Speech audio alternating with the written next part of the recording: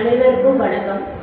தை வெள்ளிக்கிழமைகளில் லட்சுமியை வழிபாடு செய்தால் கோடீஸ்வர யோகம் தேடி வரும். தை வெள்ளிக்கிழமைகள் விரதமிருந்து அம்பிகை வழிபட்டால் நோய்கள் நீங்கும், எதிரிகள் தொல்லை அகலும். கோவை சாய்பாபா காலனியை சேர்ந்த நாம பஜன் மண்டலி மகளிர் குழுவினராகிய நாங்கள் அம்பிகையின் பக்தி பாமாலையை உங்கள் முன் சமர்ப்பிக்கின்றோம்.